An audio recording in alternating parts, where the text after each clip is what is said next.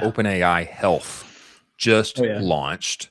It is 100% always available. Your doctor's expensive and busy. Fair.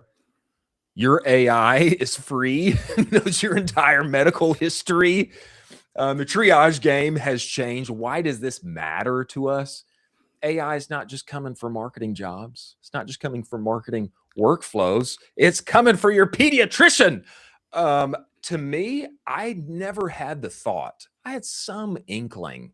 Yeah, AI is going to disrupt the medical health industry profession, but I never had the thought that it would come so quickly and perhaps lead to how many people already interacting with ChatGPT today just talking to OpenAI Health instead of actually going in to check in with their doctor. I don't know what integrations they're going to be with Apple or other products. I don't know.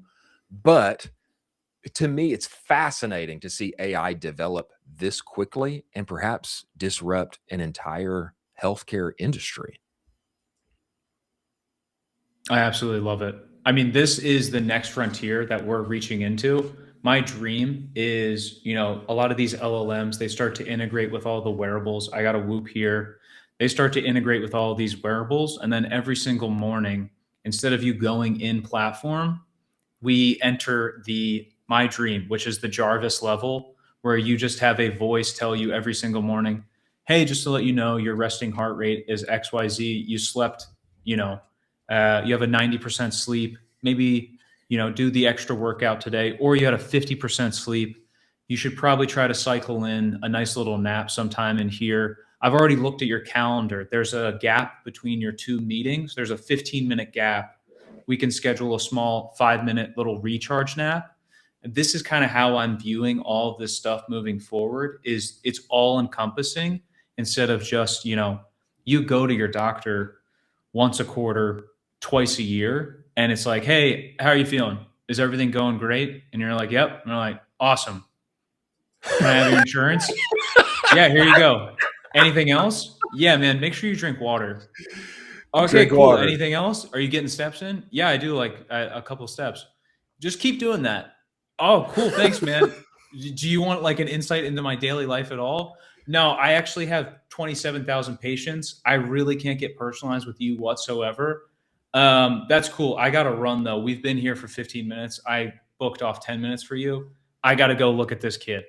And so we have to enter in to such a better age of monitoring our health on like a daily basis. I couldn't be more excited for this. The shift is really from sick care to optimization care.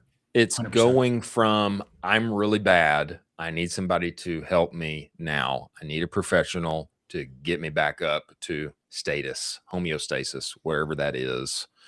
It's going from sick care to optimization care. I think it's probably a win for the general American health situation among us all, wherever we sit on the age range. I haven't been to a doctor in 5 years, I don't think. That's a long time. I probably should go. Or maybe I should just get a wearable and I should talk to chat. And then, maybe that would be a better move. Anyway, I'll go to the doctor at some point. But I think this trend's healthy for the consumer, and also a lot of opportunity for brands to integrate with what Chad is doing inside of a wearable.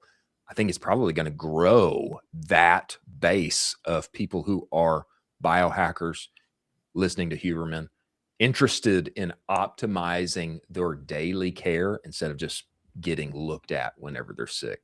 It's a good point. I should go to the doctor, but I'm going to get a wearable.